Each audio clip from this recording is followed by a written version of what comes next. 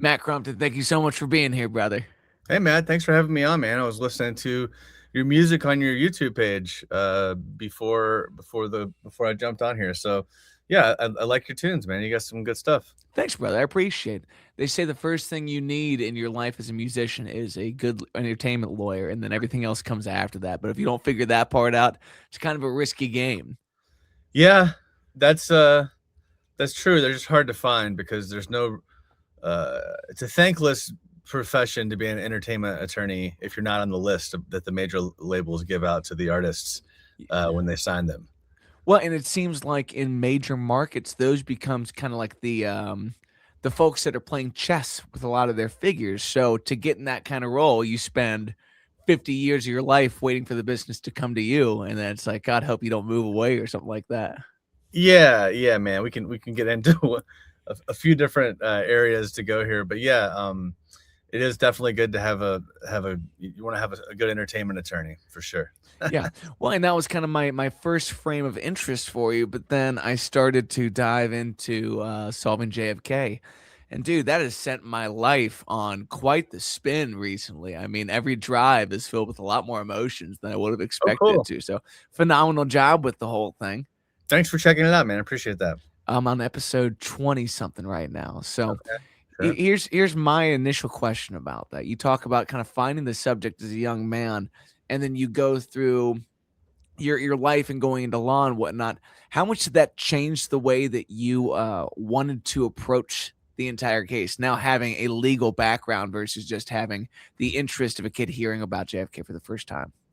Sure. Yeah, I think one thing I noticed in the sort of literature around the JFK assassination is that uh, there were, the people that were saying the things that I kind of agreed with, that I thought there was support for, rarely would provide support itself. People just go, "Well, the CIA killed Kennedy, so we know that," and yeah, and it's like that may be true to various degrees, right? But you gotta.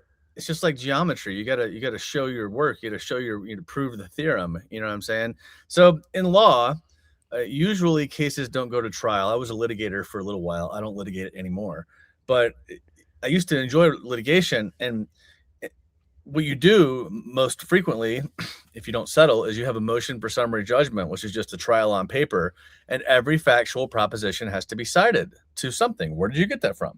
So that was kind of my inspiration, was to just make sure that all facts are cited and to make sure that arguments are addressed. So I'm not a person who goes, I've got my head in the sand and I'm going to pretend I don't hear points people are making because I think they're wrong and I think they're stupid or whatever. Like, that's a common thing. And I just want to go, look, these people say this and here's their arguments. Not persuasive to me, but that is the counterpoint. I want everyone to know what's the counterpoint, because this is like the most disputed thing ever, the JFK assassination. It's like a microcosm of modern politics in a way, because there's like tribalism. Are you on the lone nut side, or are you on the conspiracy side? If you're on the conspiracy side, are you in the CIA camp? Are you in the LBJ camp? Are you in the mafia camp? Are you in the Israel camp? Like, where are you at, man? And my whole thing is like, let's just look at everything. Let's try to, get everything in one place, so that when you're coming to the case, you want to go, I want to see what all the arguments are. Now, an astute viewer will be able to point out that by the time I get to season 3, the pretense of objectivity is difficult to continue, because I've already learned all the stuff in season 1 and season 2. You know what I mean? So, Absolutely. and plus season 3 is just let me zoom out. So the podcast Solving JFK is comparing both arguments to the JFK assassination. Okay, on season 1 is like the first day evidence, like some of the most famous arguments and pieces of evidence, etc. Season 2 is zooming in on Oswald's life from birth to death.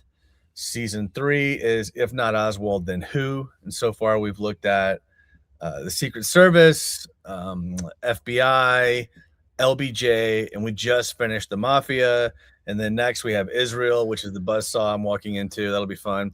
And then Take it on the chin, brother, literally everyone hates me no matter what I say for that series. Then I'll be moving on to Soviet Union, then Cuba and Cuban exiles, then the CIA, which will take. Well, I'm trying to get it done in 12 episodes. We'll see. Yeah. CIA and then Cuban exiles. So that's Did you the ever plan. set up with an amount of seasons that you wanted to do for this? Because I imagine this has now become so much of your career. It's not like these episodes are well edited, well produced. It's not going to just fall out of the sky, let alone the research that goes into that.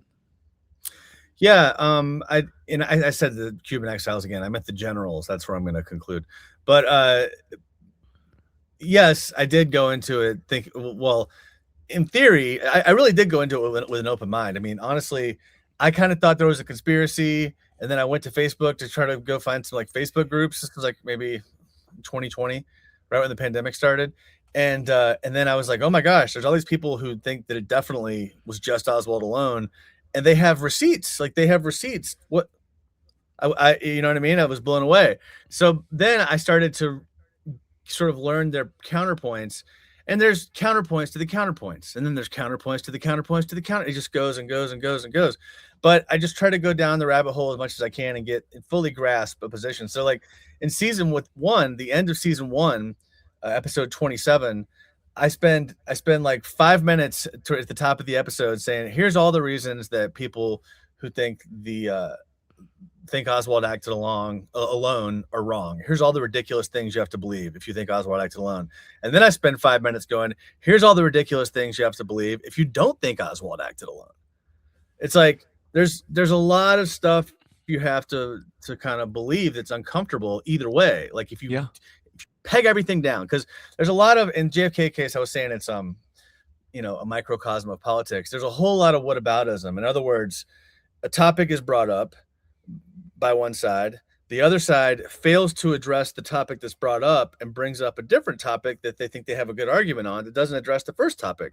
And while they may be right about their good argument, they didn't even interact with the other side. So it's just everyone's on broadcast, no one's on like receive. But yeah, so I did go into it thinking if I determined it wasn't Oswald alone, I knew I was going to have to kind of go to the end. But it does take a lot of time. It takes about 25 hours a week right now. But like on weeks that I do produced episodes, right now I'm doing like a lot of Zoom type episodes for recap and rebuttals and bonuses and stuff. That's more like a 7-hour week. But yeah, it's a 25-hour week for a normal produced like full-blown episode. And it's just myself and Jerry, the producer. And yeah, Rob Reiner, RIP, he had the number one JFK podcast for a long time. Who Killed JFK? He and Soledad O'Brien, and they had like 24 people working on their show. At the end, they list 24 names of the people that worked on the show, and ours is just Jerry and I. I think that lends well to the level of storytelling that you bring into it, and your litigation background kind of lends to the fact that not only do I need to cover what I think is going to be your rebuttal to this within like the one frame, but how do I walk you past your objections to it while also acknowledging what you're about to bring up? Like when we get to the jacket, like I love when you were discussing the jacket. It's like, well, his wife says that's definitely his jacket, but she also says he would never take the cleaner. That's my job. So hitting on these marks in a way that lends to, we can kind of feel where you might lean, but we're acknowledging the fact that this is going to come up at some point. You might as well not hide from the dirty laundry of the whole thing, pun intended. Right. Well, if you're talking about Oswald's jacket, just so everyone knows, we're talking about, this is related to the question of, did Lee Harvey Oswald kill Officer J.D. Tippit? So a big part of the case is, well, we know Oswald killed JFK because he killed Tippit, right? We wouldn't just kill Tippit if you're like, why would he do that if he didn't already kill JFK? So it's just the problem is there's real serious problems with like the witness statements and like how long it would take him to walk there. And also the guy that's doing the concessions at the Texas Theater says that Oswald got there at the Texas Theater before the guy's even killed, right? So the point is the official story is that Oswald ran from the murder scene to the Texas Theater, but how could he run from the murder scene if he was already there at the time? Anyway, the jacket is this jacket that supposedly belonged to Lee Harvey Oswald, and it was in evidence. Now, the witnesses, there's like 5 different descriptions of the jacket. It's a light jacket, it's a dark jacket, it's a navy jacket, it's a gray jacket. Okay, all these different descriptions. But like you just laid out, it had a dry cleaning ticket on it. But here's the headline: the jacket is found under a car in the parking lot of a service station that's 2 blocks away from the murder scene, and the guy who finds it goes directly to it. So how does he know to go 2 blocks away to a jacket underneath the car? Huh, that's great. That's just he must just have instinctive police work. It's Yeah, good. and then he's Good saying stuff. that someone else pointed him towards it, but he doesn't know who this person was. He thinks it's a cop, but he Well, this doesn't guy, know that. It's like, yeah, this is like JFK assassination, like 501. This is like the graduate level tier. But basically, this guy, Captain Westbrook, is one of the very few people on the Dallas PD who's kind of like a suspicious character. And guess what he did? He did all these super shady things um, on the day of the assassination, and then a couple weeks later, he leaves the Dallas Police Department to go work for the CIA in Vietnam. nice. Yeah, it's Big win for the team. and here's the thing: if that's the only thing, if it's just like, is that all you got? Then yes, like coincidences happen. I agree for sure. There are many crazy people who are drawn to a story like this. So there will be people who are bonkers who are just lying. So we shouldn't just believe everyone. You got to really stress. So I agree with all those premises, but the problem is there are thousands of these things in the case, like what I just told you. And then he goes to work for like it's just it all adds up, and I think that's the big I guess like inference split point in the case is kind of how I describe it. Like if you determine like what are you going to be? You're going to be on the lone nut side, you're going to be on the conspiracy side. If if the totality of circumstances, if things adding up, but none of them individually is a smoking gun, but there's a total like a lot of them, a lot of people will say, all right, look, the big picture, this is clear what happened. But other people will say, no, no, no, no, no. Every single one of those things is a coincidence. Literally every single one. And so that's why you just have to. It's like, what are we talking about here? And that's what the podcast is, diving into each one individually. Yeah. Well, and there's things like that, and also like the Coca-Cola aspect, where it's like we really paint Oswald to be a top tier athlete, like really capable of running flights of steps and get where he's got to go and all these things. But letting letting people be aware of the fact that you're trying to persuade them in these moments. When someone gives you this evidence, most of the time they're not going to show you the other side of the argument. They're trying to Mm, get you to let them think for you in that way. And acknowledging the fact that this is a podcast, it is meant to be entertainment in some way. That the question at the end is you do all this work and like what can you change about where we live today? But mm, there's a lot of knowledge to be acquired throughout it, just like how people will try to persuade you in your day to day. I've already done the math for you. You don't need to think about this. Bing, bing, bada, boom. We're going to get onto this aspect of it. And I think your background in law and also the way that you are around entertainers, like you tell this story in a way that is very fun to listen to. And these little moments like the Coca-Cola will stand out to you forever, but I can never articulate that to my wife. I'm like, you just got to listen to the episode, honey, because I'm not going to be able to do this as well as Matt did. uh, well, that's nice, man. Thank you. Yeah. When you're Yeah, working through this, go ahead. go ahead. When you're working through the story, how do you start to keep these linear aspects of the story clean in your own mind when you have all this information kind of on instant recall? Like, what are you working with to try to organize this as you go? That's a great question that I can tell is asked by someone who's also a content creator. Yeah. Just to have to think about like how, as a practical matter, how do you do this? What I do, so before I started doing podcasts, I knew I wanted to do the podcast, and so I read like 5 or 6 of like the main books, right? When I say the main books, Posner, Eugenio's early book, JFK and the Unspeakable, a Mark Lane book, Accessories After the Fact, which is above my head here.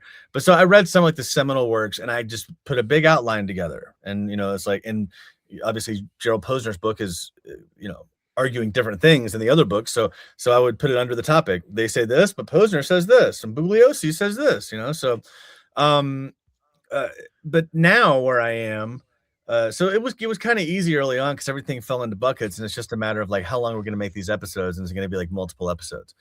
But now it's kind of more. We've gotten into a rhythm of 30 minutes or less produced episodes because now I do videos, And to do a video for a 30-minute episode takes me about 5 hours.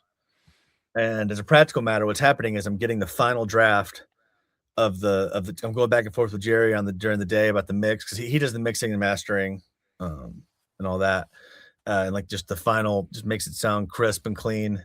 And So I'll get the final mix at, let's say 5 in the afternoon, listen through to it, give the thumbs up, it's good to go. Then I've got, whatever, I'm gonna hang out with my kids and put them to bed. And then I got to get this thing done. I got to do the video that night. And usually I'm up until like 1 or 2 in the morning. So that's kind of brutal, but I'm on a journey. I'm not, what I mean? I'm doing what I'm doing. So I'm not going to stop. I don't care. It makes it easier to have an audience, no doubt. And it helps my ego for sure. I'm very grateful for the audience that's found Solving JFK, and it's exceeded every creative endeavor I've ever tried in my entire life, and I've tried many.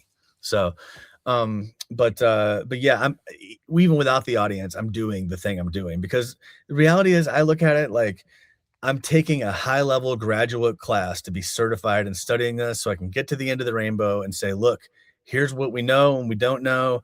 I've laid this out. I've got the arguments on both sides and the starting points. You can listen to the episode. You can go to the citations. You can pick up where I left off. But everyone's done so much work that I'm not doing that much original research. I'm mostly just gathering all the existing stuff. But to answer your question, I read as many books as I can. I go, okay, so I'm about to do Israel. Okay, so for Israel, I've got like 7 articles that people have sent me or that I've come across, various things. And then I have there are 4 or 5 books on it. So I'm going to read the books, I'm going to read the articles, I'm going to outline those, organize them into topics. And then it's just a matter of laying it out. It kind of writes itself because you've got the citations, you know what I mean? A lot of what I'm doing is giving quotes. It's just a matter of like synthesizing information. That's kind of where the challenge is. And I guess my specialty. Yeah. Well, the question of, do you lead with the objection, then refute and go like the order that things play out for the sense of making the listener follow along with everything you're giving them? Because every episode's gonna be packed with information that, again, for someone like me to walk away and try to tell my wife about, I'm like, it's probably better if you just listen to the episode, because I have no idea how to regurgitate this to you. It's perfect the way it is. Yeah. And also, I want to give a shout out to Jerry, because when the music kicks on at the beginning of the episode, I get myself now in a mood where it's like when you're giving the cigar pitch. When that ad runs, it's like the music gets me in that same mode. Yeah. Also, I look forward to the mood.com ads every time. The clandestine missions. I laugh almost out loud every time. And I think that's just like, what's the highest level of entertaining? Being able to sell ads intermittently to serve the show. Yeah. Right. Yeah. Bring up Curtis LeMay in a cigar ad. Yeah. That's great. It's honest, There are people who are against me doing that, but here's the deal. I'm making a little less, almost minimum wage on the show. Almost. Not quite there yet. And my view is like, if I was making bank on this, then I could see people's argument, but I'm just trying to be able to justify it to my wife that I'm spending this much time on this. Like, I got to, come on, man. Like, let me read a mood.com commercial. And if you do start getting too much money, we are going to worry about infiltration. I mean, if you start getting large. Oh man, I've been accused of being a Fed very frequently. It's funny because I will say this, being on the show or having the show have the success it's had has moderated my views. Like, I used to be way more open to conspiracies or whatever, right? And I still am, okay. And there are, I think, several big ones that that have happened and have not been addressed. But every little thing that happens is not a conspiracy. You know what I mean? So the people that are like, have these they'll be like, well, I think there's something going on because I saw this anomaly in the video with the whatever. It's like, okay, well, you put on my JFK assassination research cap.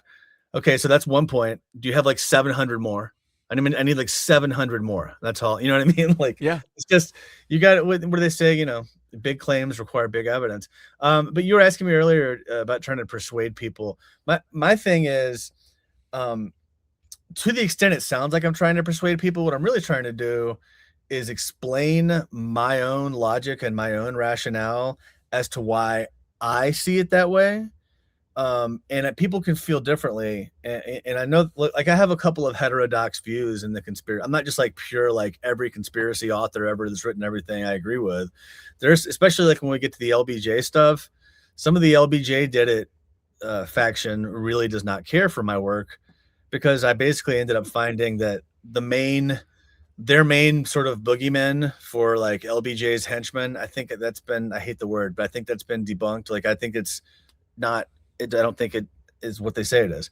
However, I did the very hipster move of being like, I agree with you, but for a different reason. You know what I mean? So it's like, however, you can't rule out LBJ because he's close friends with everybody. He's being bribed by Carlos Marcello for 10 years. Marcello's the mafia guy who's close to it if the mafia is involved. And we know he's in on the cover up from a tape recording. So, but yeah. Yeah. One, I think you do less persuading the audience. You let them come to their own conclusions. I would like to know how, when you know that you're about to let down a conspiracy corner of the internet, how you try to frame that in a way where it's like, I don't want to be out here breaking hearts, but listen, guys, I did my homework and this is what I came up with. And I got to tell you honestly, but when you look at all the ways that other people are trying to spin your perception of the whole thing, there are persuasion tactics that you start to kind of see that don't just apply to this case. They apply to the general life of how people gaslight you, you know, and how you need to let these things be at the forefront of your mind when you're kind of working out your life. I think a very common tactic that is used to try to get you to agree with people, which is absolutely analogous to any other part of life, politics especially, is they go, well, I like you and you like me and we're friends and we agree on this thing. So why don't you agree with what I'm saying? Why are you disagreeing with what it's like? A lot of people just don't want to be difficult, you know what I mean, or rude. But my whole thing is like, everyone's gonna be mad no matter what. So I just gotta say it and put it out there and be like, look, I'm not trying to convince people. That's the thing. Like, you'll never see me get into a battle with anybody individually, okay? Because I don't care what an individual thinks. I'm not trying to be an asshole, but like, one person is not. I'm trying to put the body of evidence out there to let everybody see what they think, to get like a reasonable person's viewpoint. I'm arguing to the reasonable person. I'm talking to myself if I was listening to the show, right? And of course, you know, am I a reasonable person? Debatable. But I try You to did be. take on quite a large undertaking. I mean, you have a little bit of a crazy quality in that, but that's the fun of the whole thing. Yeah. But in terms of arguing, I will say this. Season 4 of the show, and this was not something I was going to do from the outset, but something I've decided to do. Once I get done with the produced episodes of the whole season 3 whodunits, I'm gonna have some open questions that I'm not certain about. Like, you know what I mean? Like, let's go back to this. Let's go back to this. And then I'm also, I want to sort of stress test my findings. Okay, so I'm gonna have a season of debates and discussions. Okay, and then I'm gonna come out with a final finding. And the debates and discussions, I'll go back, things that I need information on. I'll find the expert, bring them on, and sort of like zoom in on the specific questions I have that I need help with. And then the other thing I'm going to do is get somebody on the lone gunman, Oswald did it alone side, and maybe have like 2 of them go against me, and then one expert I get to pick for every respective topic. And I want to have like an epic debates series. That sounds like a good ass time. Now I do wonder, like, so once you finish the show, like, how many years are you gonna do recaps from rebuttals, just from people finding it, 5 years from now and coming in challenging something? Oh, sure. I'll come back and look at it, but that's part of what I mean. The stress testing is going to be all rebuttal. I mean, I'm going to go. Yeah. I want to go head into battle with this, and people are like, "Well, why don't you just debate him now?" And the answer is, and I found that I learned this the hard way. So I got invited to go. This guy, Sean Atwood, he's got like more than 1 million YouTube subscribers. He's a British like politics guy. And I was invited to come on his show to debate somebody on the other side. And it went well, I think it went fine. But the problem is, like, I can't just go debate off the dome. I would treat it like a trial. So especially because the person on the other side is trying to embarrass me, like they're coming against me, like it's a battle. You know what I'm saying? Yeah. So I got to come to war prepared.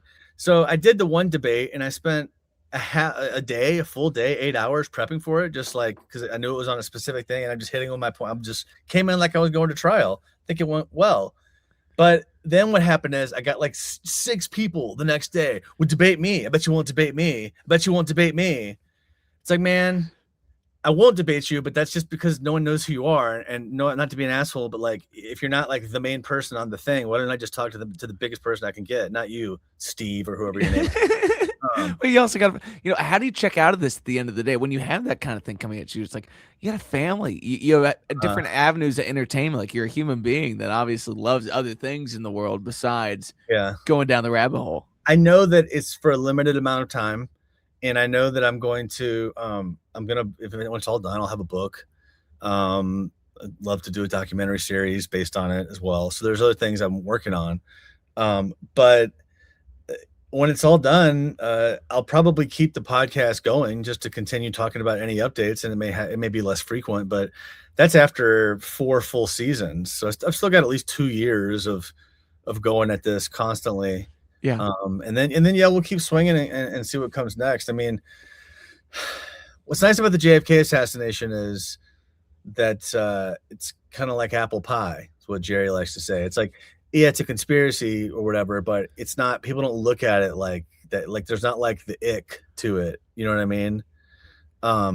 So Until you get to the Israel conversation. Well, yeah, and that was never really historically has been a part of the conversation.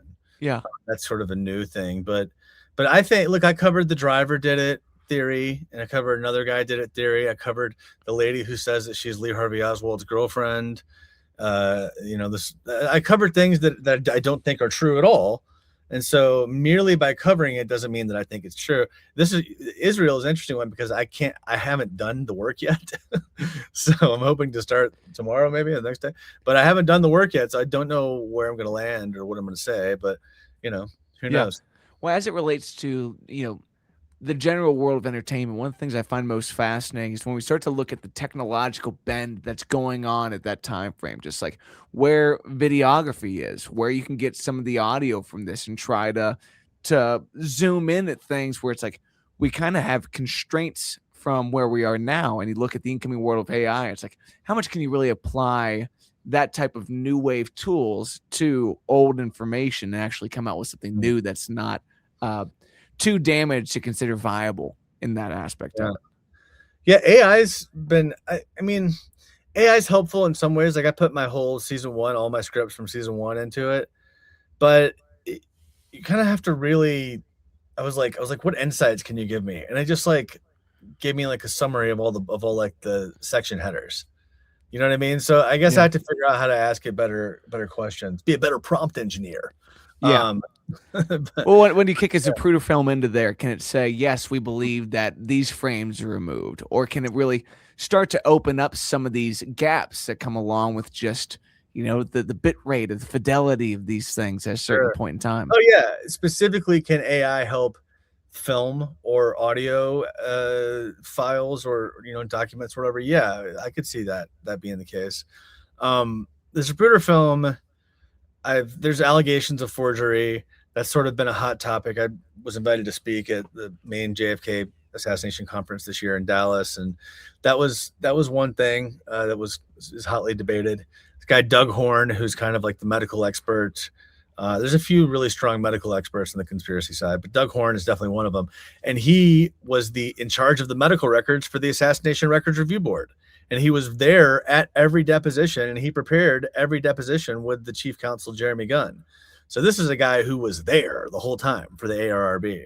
And he thinks that the Zapruder film was altered, and he lays out his whole story. I mean, I covered it. But then Robert Groden, who I've gotten to know, who's the guy that brought the Zapruder film to the world on the Dick Gregory show. With Dick Gregory on Geraldo in 1974. He is certain that it's the original film. So, there's this sort of because the argument is, well, why don't you see a big, huge blowout in the back of his head? But then another thing is like, well, why don't you see everything going forward in the front? You don't see that either. What do you see? You see a flap on the side and like a little and like red stuff here, right? So it's like nobody gets what they want, like Yeah. in terms of like their arguments. But yeah, there's people get into the granular details of how could the flap come down if and the answer is there was a hole in the back, but then there's like almost like a channel here, like this was like flapped off. So it's like both answers. So like yeah, there was the flap, but then there's also a hole in the back, and that's really the main inference point for season one that got me. And once we get to the end of the medical evidence, that was the thing that I'm like, look, there's a shooter in the front. I don't know what to tell you guys. Like, I know it's an uncomfortable like road, destination to reach, but Yeah. that's kind of what it looks like to me, especially because there's numerous reasons. But look, the limo had two cops flanked to the right and two cops flanked to the left rear, like a V formation, right? And the cops on the right had no brain matter or blood on their bodies or on their suits. The cop on the inside, the he was hit by what he thought was a bullet, but it was a piece of bone. So the left inside, okay. And then the cop, and here's the telltale: the cop on the left, far left, who's in the shadow of the cop in front of him, right? Because it's like a flying V. Only the left side of his uniform was covered in blood and brain. The right side was not, because he's shielded from this other guy, which shows you that it's coming from this direction, the grassy knoll. Yeah. Same thing. There's a piece of brain found in Dealey Plaza the next day called the Harper fragment, and as luck would have it, this kid Harper, his uncle was like a brain surgeon or something, so he gives it to his uncle, and he's like, "Oh yeah, this is the occipital. Where'd you find this?" He's like, "Dealey Plaza this morning." He's like, "Oh damn, this is the president's." So now everything I said, people will go, "No, that's not true," but it's whatever. The receipts are there, so Yeah. Well, it's all very thorough, top to bottom. Like one of the other interesting aspects to season one that really got me was the deaf gentleman who, the amount of times that he's misinterpreted through this process. It's like, again, it's one of those technological limitations that we had. If we just had this guy on video signing what he meant to sign, you could have the people that would argue whether this is what he meant or this is what he meant. But it's always someone else's interpretation of someone else's American Sign Language. Like, gets very iffy in that kind of yeah, category. And because it's just a one point in time, it's like, well, we can't really apply the modern understandings for what we got for those things. But yeah.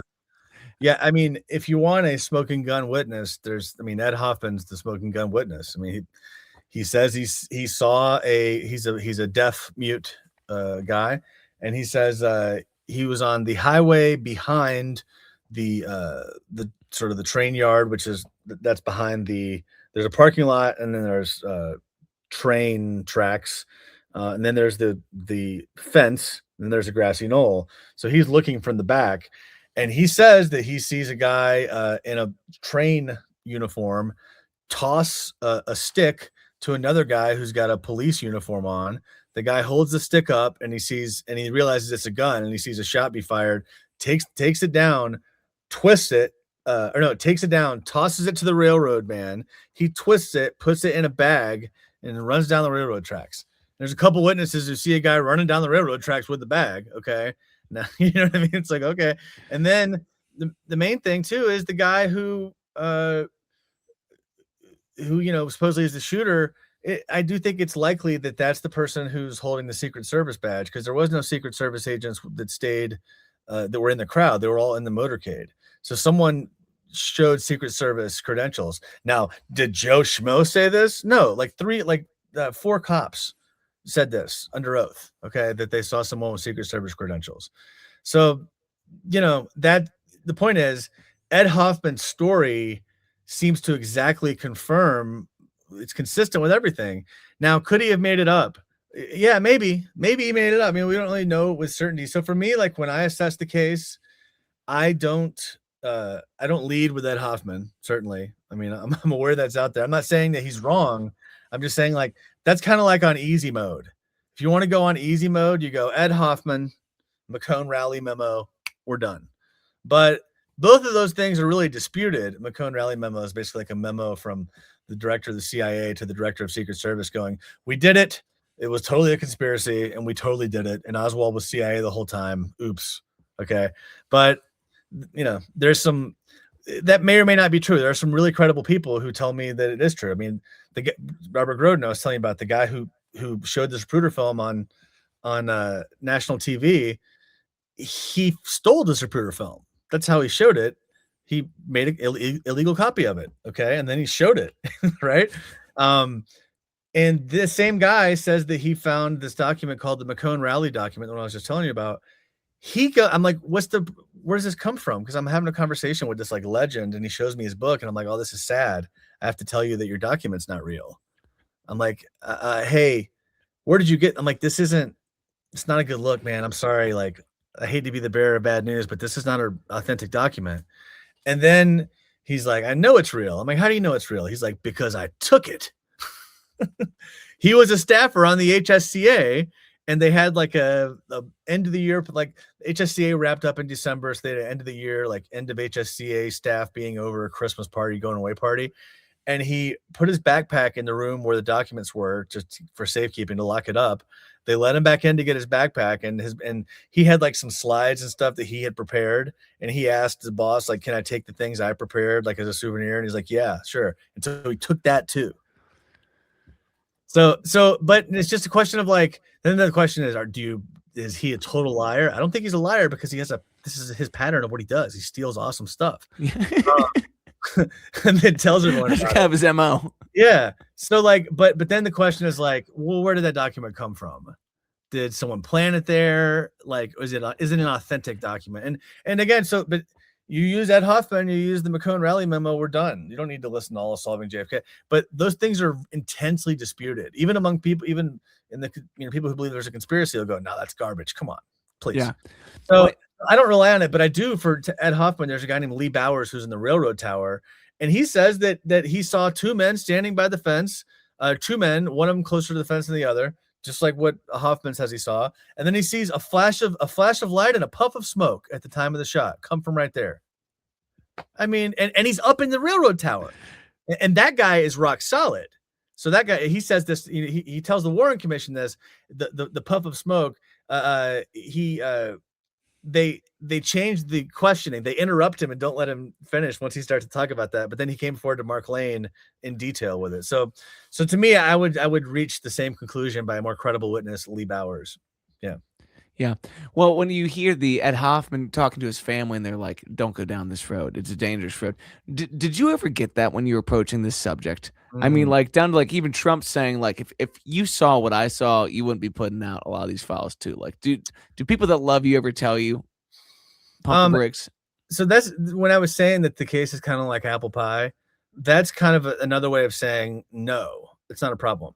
Like, it's nobody really cares, because also, like, it's honestly not political, thanks to people like Alec Baldwin and Rob Reiner. And I mean, it used to be a left-leaning thing, like, oh, you think there's a Kennedy conspiracy, you're a liberal Democrat.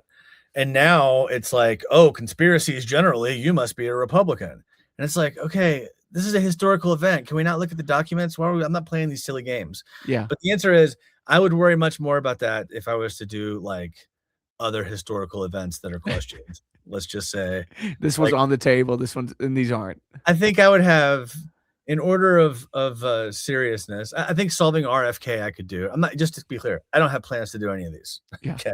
But just I've had the thought exercise. I think you could do it on RFK, nobody cares, it's fine.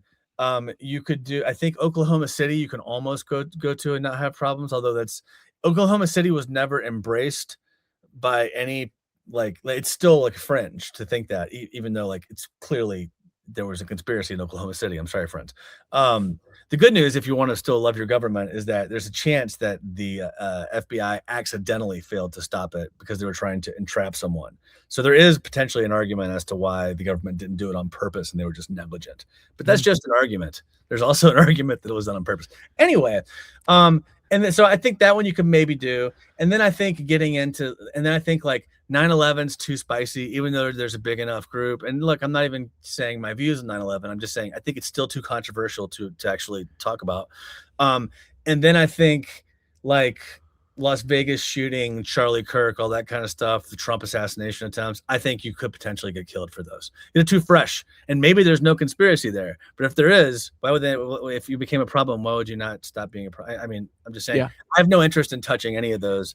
I like things that are steeped in documents. People ask me, what's your opinion on the Trump assassination, Charlie Kirk assassination? My Trump attempt. My answer is there's no official story. So if I don't, like, we have the Warren report for JFK, so you can go, here's the official story. They say this, this, this, and this, and here's their citations, and you can really look at it, and they have the evidence, and you can go, well, the evidence they're citing doesn't even back up what they're saying it says. But I don't even know what the arguments are as to what's the official story in any of those cases I just mentioned. You know what I mean? So I don't know. Yeah.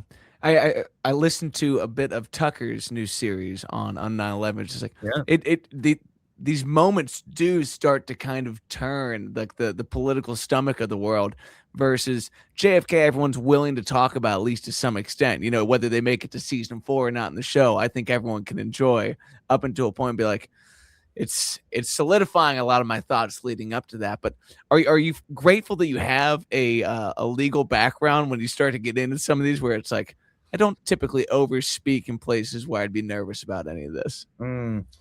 Yeah, I mean, it's less of a legal background than a look, if you have enough people here's why it's kind of good that it's like legal. When I did litigation and I wasn't part of a big firm, I felt like I felt like just a mercenary that was just literally I just felt like John Wick. I'm just out there like everybody's coming at me and I'm coming at everybody all day. Yeah. Oh, you're gonna shoot an arrow at me? Get in line. You know what I mean? So like I had that experience in my life and that helped. But I don't really have haters really. I mean, my haters all go on a Facebook group where there's like 500 of them and they just talk about me. Okay. At least you know where they are. Send a rebuttal, fellas. Come on, I'll address your claims. Goodness gracious. It's just one Zoom call. It's $4.99 versus 1. It's the craziest game of Super Smash Brothers you've ever played. Yeah. So turning towards the entertainment side of things, was that what your litigation background specified in, or was that just how you initially came out the gate and then moved to litigation? I always wanted to do entertainment. I wanted to be a musician. I put out a bunch of records. Like I almost after college, it was like, do I move to Nashville or do I go to law school? And I've just always been split between music and politics. Yeah, I wanted to be a politician. Like I wanted to be like the governor. Like I like really had high hopes for myself.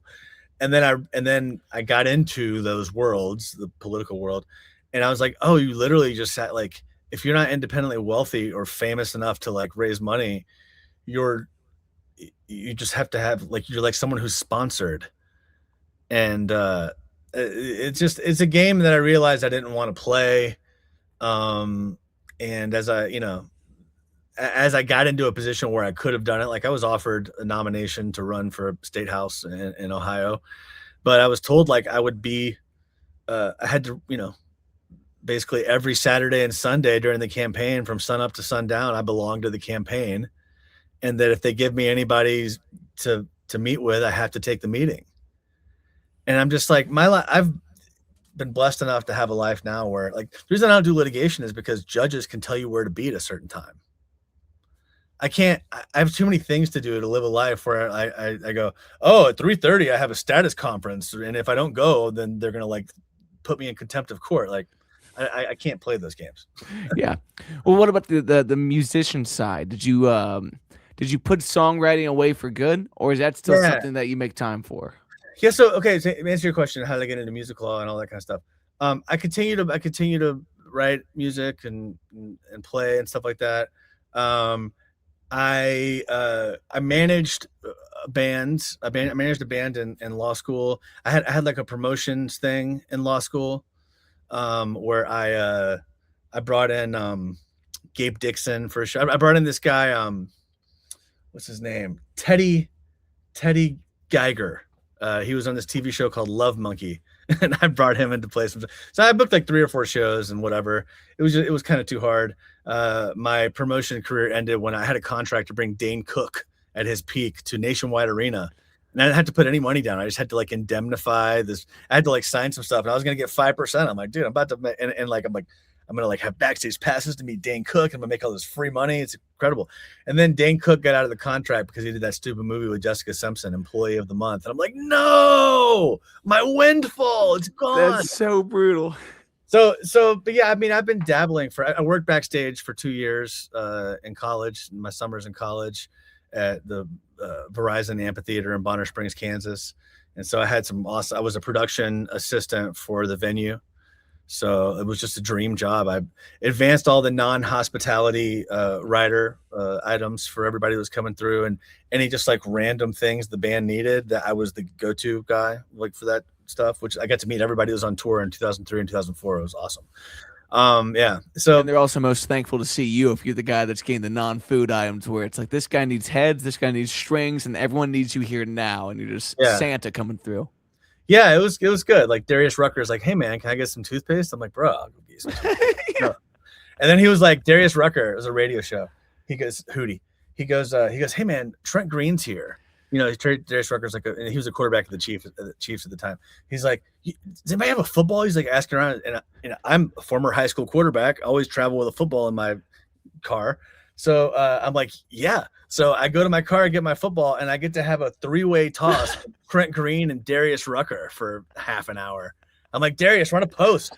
Dude, you're making it to the mountaintop at that time, you know? Dude, no one believed me either because I didn't have any friends. I didn't know anyone there. I lived in Ohio. My parents had moved to Kansas City. So I was like, I had single serving friends who were all like rock stars. It was fun, you know. So, but but anyway, so all that's good. Music though, now I'm in a 90s rap cover band, so that's how I get it out. And all the music for the podcast is me, and then Jerry overlays stuff sometimes. But Cool. the one that places the music. I wrote the theme song. Jerry recorded it and made it sound dope, but I wrote it. A minor F G, really hard. But anyway, so I managed but in terms of like music law, etc. I wanted to do entertainment law just because that's what I wanted to do, because that was the thing I knew about. I had friends in it. I was like in the music scene. There was no one else doing it really. So I tried to do it. Couldn't do it at a big firm. Ended up doing it for a little bit on my own at a smaller firm. And I listen. Here's a great example of what not to do. So in 2012, I stopped practicing law, and then my family bought the DPDO franchise. And I'm like, hey, I'm gonna take a break from Facebook, and because I used to get a lot of Facebook messages, and so I'm not gonna log in for 3 months. And I log in 3 months later. The day after I made that decision, I'd gotten a message from Tyler Joseph saying, hey, we just got this contract. Could you review it? So that's my first whiff. But but I mean, I was I was out. So anyway, so I missed Tyler Joseph. I missed Camp.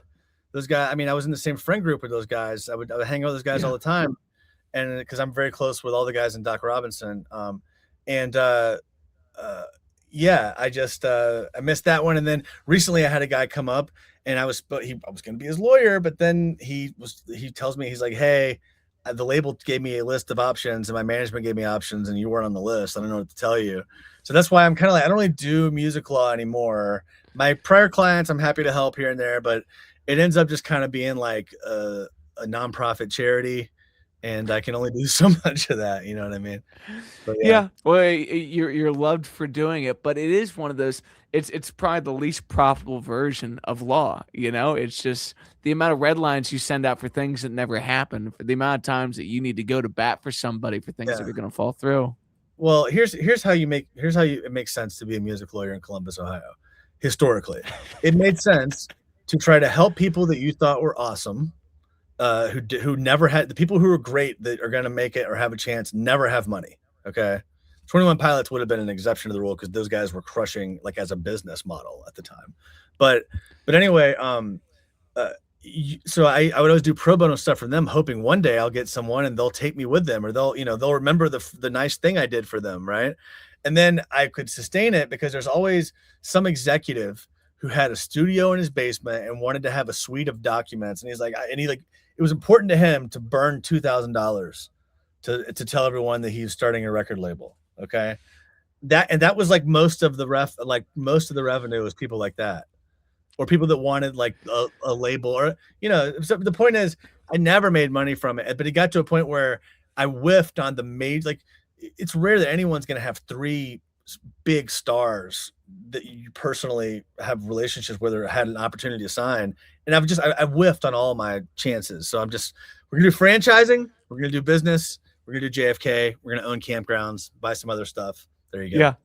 Diversified well, but there's always the chance of somebody coming knocking on your door like, "Hey, I love solving JFK. By the way, I'm about to get screwed in a management deal. Can you help a guy out?" It's like I'm Yeah. sure there's still people knocking on the door. Yeah, management deals, what you got to know is just make sure you can get out of it if you're in it. Yeah. And if you're a manager, make sure they can't get out of it. There you go. Make sure you got Yeah. fix that sunset clause.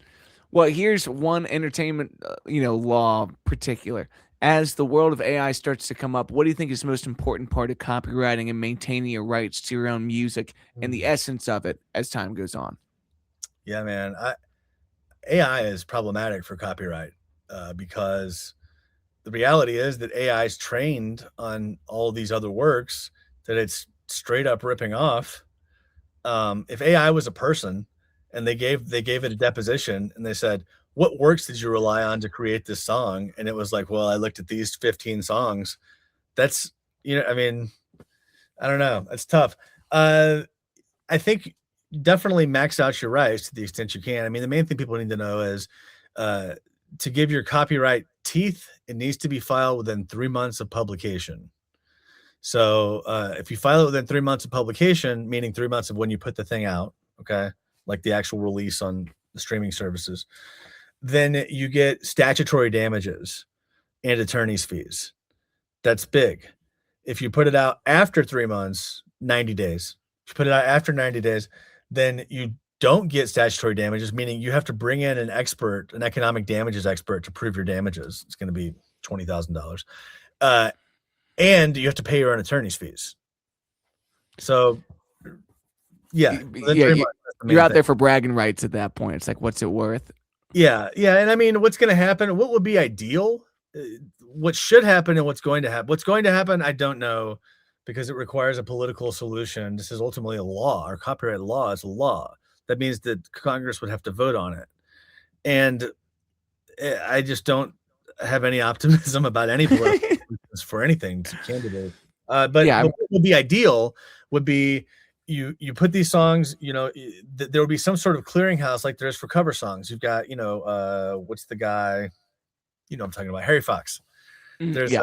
so like right now, if you want to do a cover song and you upload it to the streaming platforms, you just check a box. This is a cover song. Here's the artist, and they directly give the publishing and the songwriting to the applicable parties.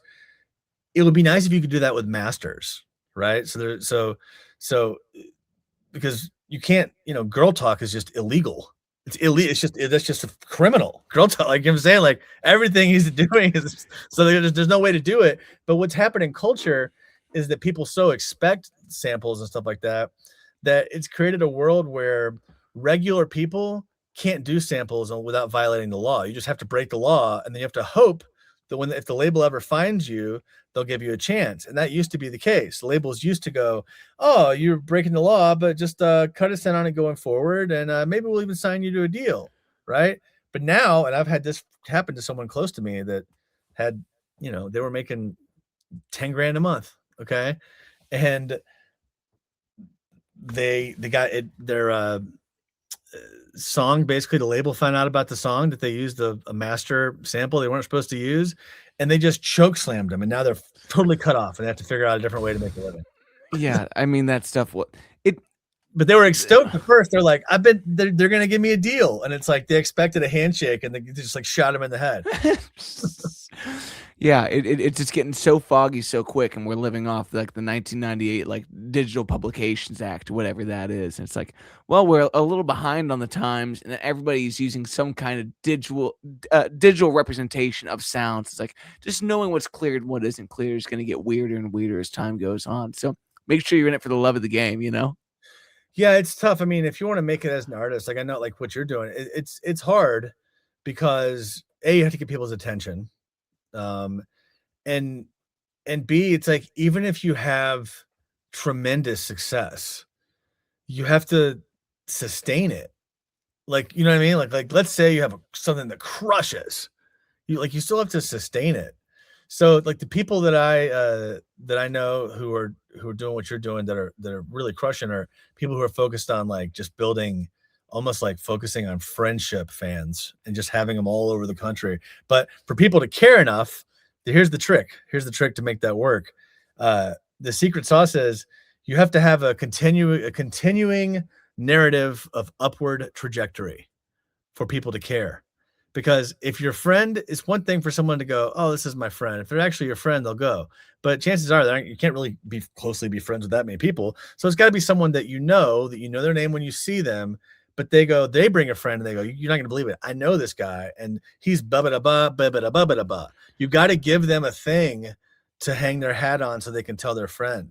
Right. And Yeah. that's the challenge. Like when I managed this rapper, Bailey Moore, it's 21-year-old rapper that got like 1 million views on YouTube overnight. And that was yeah.